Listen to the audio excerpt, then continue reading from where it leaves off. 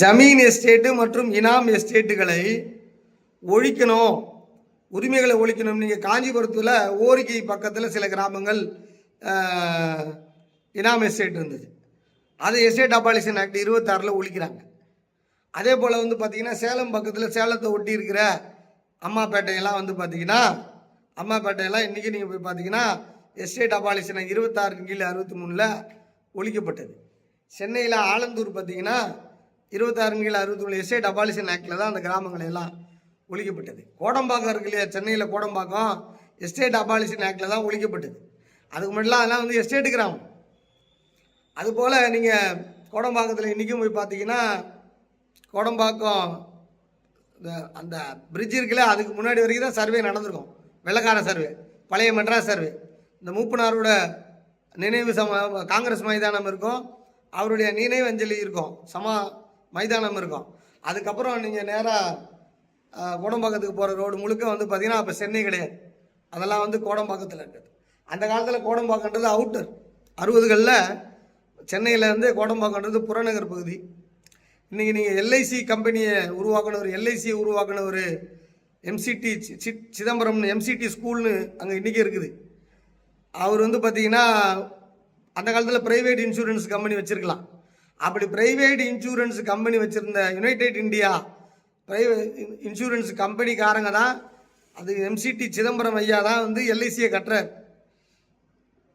அவர் நிறைய பேர்கிட்ட எல்ஐசிக்கு பணம் வாங்கி காப்பீடு கொடுக்குறேன்னு சொல்லி அந்த பணத்தெல்லாம் எடுத்துகிட்டு போய் கோடம்பாக்கத்தில் யுனைடெட் இந்தியா காலனின்னு ஒரு லேஅவுட்டே போட்டிருக்காரு.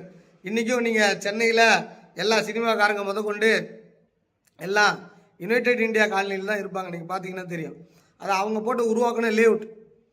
அப்போது அன்றைக்கி அது அவுட்டர், அதாவது 60களில் மக்கள்கிட்ட பொதுமக்கள்கிட்ட வாங்குகிற பணத்தை சென்னையோட புறநகரில் ரியல் எஸ்டேட் பண்ணலாம் அப்படின்னு ரியல் எஸ்டேட் பண்ணது தான் யுனைடெட் இந்தியா காலனி, எம்சிடி ஐயாவோட அந்த இன்சூரன்ஸ் கம்பெனி. அதுக்கப்புறம் இந்திரா காந்தி அம்மா அது எல்ஐசிக்குள்ளே கொண்டு வந்துட்டாங்க. அதுக்கப்புறம் அந்த தனியார் கட்டினது வந்து எல்ஐசியா அரசு நிறுவனமாக அந்த கட்டடம் மாறிடுச்சு. ஆக அதாவது இந்த புறநகர் பகுதிகள் எல்லாம் அந்த காலத்தில் ஜமீனாக இருந்தது. கோயம்பேடு ஒரு எஸ்டேட் அபாலிஷன் ஆக்டில் இருந்தது. இதெல்லாம் 26/63 சர்வே நடக்கப்பட்டு இந்த சட்டத்தில் சர்வே செய்யப்பட்டது. இங்கே எல்லாம் யூடிஆர் நடக்கலை. ஏன்னா 63-70 தானே பண்ணாங்க. இந்த வில்லேஜ்லேயும் போய் நான் எதுக்கு போயிட்டு 81 சர்வே பண்ணணுன்ட்டு அதை நீக்கிட்டாங்க. தமிழகத்தில் அதை வந்து விடுபட்டுட்டாங்க. அப்போ நீங்கள் புரிஞ்சுக்கணும், யூடிஆர் வந்து எல்லா இடத்துலையும் அப்ளை ஆகலை அப்படின்ட்டு. தென்னார்காடு மாவட்டங்களில் நீங்கள் பார்த்தீங்கன்னா சேலத்துலேயும் தென்னார்காட்டிலையும் கல்ராய மலை பெரிய பகுதி. இந்த கல்ராய மலை இப்போ நீங்கள் இந்த சாராய சாவெல்லாம் நடந்தது பாருங்கள், கல்ராய மலை. அந்த கல்ராயன் மலையில் சர்வே எல்லாமே வந்து பார்த்திங்கன்னா 26/63 தான் நடந்தது. 26/63. ஏன்னா எல்லாம் கல்ராயன் ஜாகீர் எஸ்டேட். அதெல்லாம் அந்த காலத்தில் நவாப் காலத்தில் அங்கே இருக்கிற மலைவாழ் மக்களுக்கு ஜமீன் உரிமை கொடுத்துருந்தாங்க, ஜாகீர் உரிமை கொடுத்துருந்தாங்க, இனாமா கொடுத்துருந்தாங்க. 500 குதிரை 5000 குதிரை வச்சுருந்தா ஒரு மன்சப், 500 குதிரை வச்சுருந்தா ஒரு பெரிய ஆள், அப்படி குதிரை பறவைகளாக அவர்கள் அங்கே இருந்தாங்க. அந்த மலையை காப்பாற்றிக்கிட்டு இருந்தாங்க அப்படின்ட்டு அவங்ககிட்ட கொடுத்துருந்தாங்க. நிறைய சர்வேயரை 63 சட்டம் போட்டாலும் உள்ளே விடவே இல்லை. 1963 சர்வே சட்டம் போட்டு உள்ளே போய் இதை அளக்கலான்னு போகும்போது உள்ளே விடவே இல்லை. ஒட்டுமொத்தமாக கட்டுப்பாடு வந்து அவர்களிடம் இருந்தது. இந்திரா காந்தி அம்மா 84-85 சட்டம் போட்டு யூடிஆரில் போடுறப்போ, இந்திரா காந்தி அம்மா சாவுறப்போ அந்த சைமல்டேனியஸ் டைமில் தான் இந்த ஜாகீரெல்லாம் தூக்கிட்டு போய் உள்ளே வச்சாங்க. ஜெயிலில் வச்சுட்டு தான் நிலத்தையே அளந்தாங்க. என்னது, ஜாகீர்களை ஜெயிலில் வச்சுட்டு தான் அளந்தாங்க. அப்போ அந்த பகுதியெல்லாம் யூடிஆர் நடக்கும்போது தான் அங்கே 26/63 சைமல்டேனியஸாக நடந்தது. தமிழ்நாடு முழுக்க யூடிஆர் நடக்கும், அப்டேட்டிங் டேட்டா ரெஜிஸ்ட்ரி. ஆனால் அங்கே மட்டும் யூடிஆர் நடக்காது. அங்கே இந்த மறுநிலை அளவை இனாம் ஒழிப்பு சட்டத்தில் சர்வே நடக்கும். இன்றைக்கி அந்த கணக்கு தான் அங்கே இருக்குது. நீங்கள் அங்கே போனீங்கன்னா இங்கே யூடிஆர் கிடையாதுங்கன்னுவாங்க, மலையில் யூடிஆர் கிடையாதுங்கன்னுவாங்க. அங்கே நடந்தது 26/63 எஸ்டேட் ஒழிப்பு அபாலிஷன் ஆக்ட் சர்வே நடந்தது. ஏன்னா யூடிஆர்ன்றது உடைமையை மட்டும் பேசும், ஆனால் இந்த 26/63 உரிமையையும் பேசும். உனக்கு உரிமை போயிடுச்சு, உரிமை இருக்குது, உழுதவனுக்கே நிலம் சொந்தம், இது போல் பேசும். அந்த அந்த சர்வேக்கான வித்தியாசத்தை நீங்கள் பார்த்துக்கணும். அப்போ அங்கே அந்த மாதிரி அந்த இடத்துலலாம் வந்து யூடிஆர் நடக்கலை. அதே போல் யூடிஆருக்கு முன்னாடி எஸ்எல்ஆர் 1950லேருந்து 60 காலத்தில் எஸ்எல்ஆருக்கும் நடுவில் மறுநில அளவைன்னு ஒரு அளவையை போட்டாங்க. மறுநில அளவை ரீசர்வே பண்ணாங்க. அதாவது 1917லையோ 7லையோ 8லையோ அந்த ஊரில் சர்வே பண்ணியிருப்பாங்க. அதுக்கப்புறம் அந்த ஊரில் சர்வேவே நடந்திருக்காது. சரி, இந்த சர்வே நடக்காத ஊர்லலாம் மறுநில அளவை பண்ணுவோம். மறுநில அளவை என்பது பவுண்டரியை மாற்றாது. மறுநில அளவை என்பது புதிய புலப்படங்களை செய்யாது, புதிய புலப்படங்களை உருவாக்காது. ஏற்கனவே இருக்கின்ற பாயிண்ட்டுகளை எல்லாம் ரீசெக் பண்ணி சும்மா ஒரு பாலிஷ் பண்ணி ஒரு ஒரு வேலையை செய்கிறது. உங்களுக்கு சொல்ல வருதுன்னா, அடிப்படையே மாற்றாமல் ஃபவுண்டேஷன் மேலேயே கொஞ்சம் வேலையை பார்க்கறது, கொஞ்சம் பார்த்து கொஞ்சம் சர்க்கரையை கூட போடுறது, ஒரு நல்ல ஒரு காஃபி போடுறதுக்கு பதிலாக ஒரு சின்ன சர்க்கரையில் அட்ஜஸ்ட் பண்ணுறது, ரைட்டாக அந்த போல் அளந்து சீர்தூக்கி பதிவு கணக்குகள். இன்றைக்கி ஓனர்ஸ் எல்லாம் மாறி இருப்பாங்க. அன்றைக்கி தாத்தா பேர் இருந்திருக்கும், இன்றைக்கி பையன் பேர் அதை மாற்றிருக்கணும். அதுபோல் உரிமையாளர்லாம் நீங்கள் நான் சொன்ன மாதிரி வெயிலில் போய் காலையிலே போய் நின்று அலிமுத்து பாயிண்ட்ஸ் எல்லாம் எடுக்க மாட்டான், ரைட்டா? அந்த படத்தை எடுத்து அப்படியே வரைபடப்படி பூமி இருக்குதான்னு போய் செக் பண்ணி அப்படியே அளந்துக்கிட்டு போயிட்டே இருப்பாங்க. படம் கையில் எடுத்துக்கிட்டு போவாங்க. ஏற்கனவே உருவாக்கப்பட்ட RSLR படத்தை கையில் எடுத்துக்கிட்டு போய் அதன்படி அளந்துக்கிட்டு போய் பூமியில் நடந்த புவியியலில் நடந்த அந்த காலத்தில் அதில் பாதையே இருந்திருக்காது, பூமியில் இப்போ பாதை இருந்திருக்கும். அதெல்லாம் கொஞ்சம் மார்க் பண்ணி மறுநில அளவை உருவாக்கியிருப்பார்.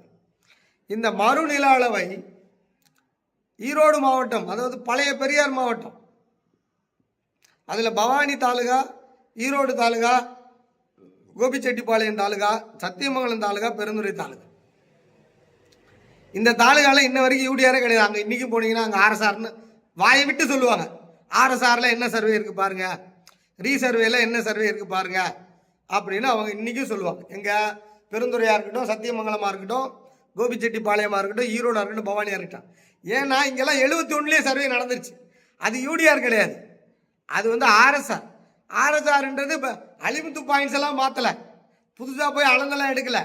அதற்கு முன்னாடி இந்த படத்தை எடுத்துக்கிட்டு அப்படியே போய் சீர் பண்ணி சரி பண்ணி தட்டி இந்த மொத்தமாக வண்டியை சர்வீஸ் பண்ணி என்ஜினியே கழட்டி சர்வீஸ் பண்ணாமல் மேலோட்டமாக ஆயில் சர்வீஸ் மட்டும் பண்ணி எல்லாம் இருக்கான்னு பார்த்து வண்டி அனுப்புகிற மாதிரி ஒரு மறுநில அளவை நடந்தது. அதே மறுநில அளவை திருநெல்வேலி மாவட்டத்தில் செங்கோட்டை தாலுகாவில் நடந்தது. மறுநில அளவை திருநெல்வேலி மாவட்டத்தில் செங்கோட்டையில் நடந்தது. புதுக்கோட்டை மாவட்டத்தில் நடந்தது. கன்னியாகுமரியில் நடந்தது.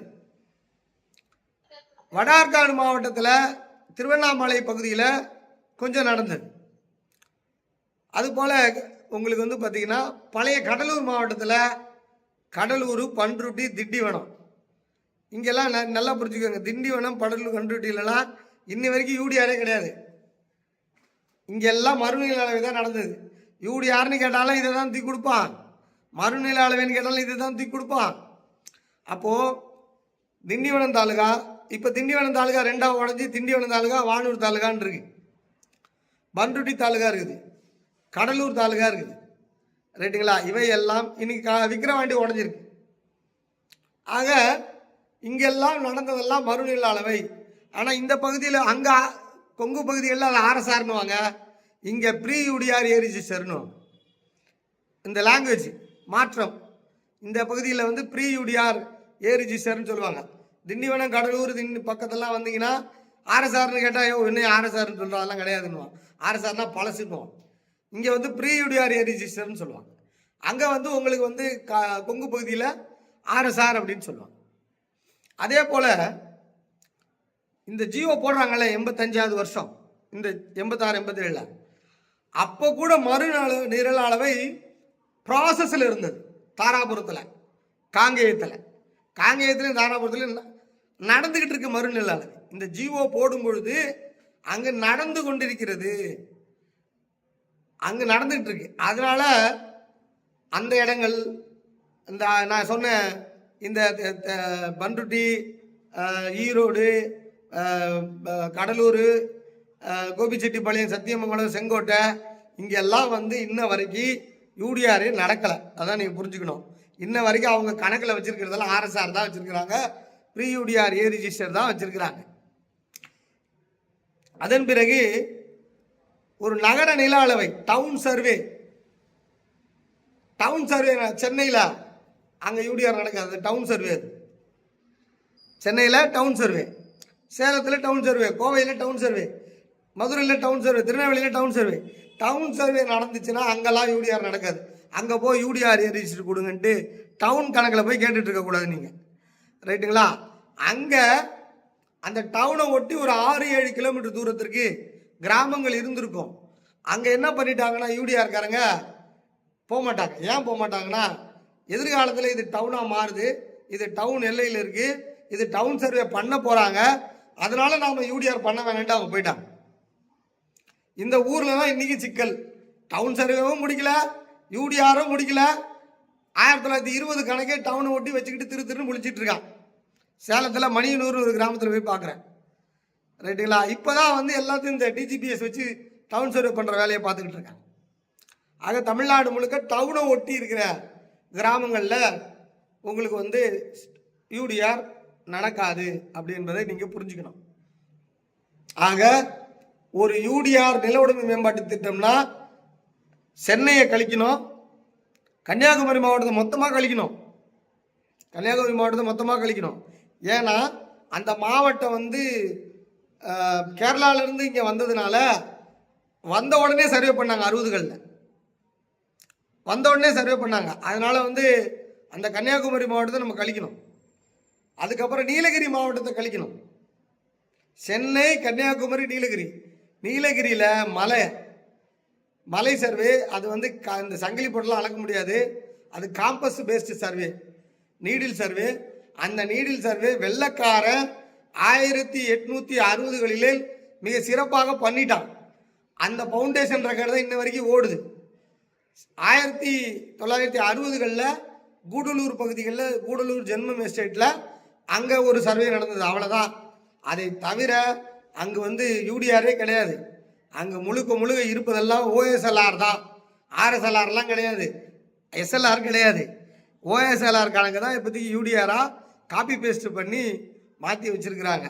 ஆக நீங்கள் யூடிஆரில் சென்னையை விட்டுறணும், கன்னியாகுமரியை விட்டுறணும், நீலகிரி மாவட்டத்தை விட்டுறணும்.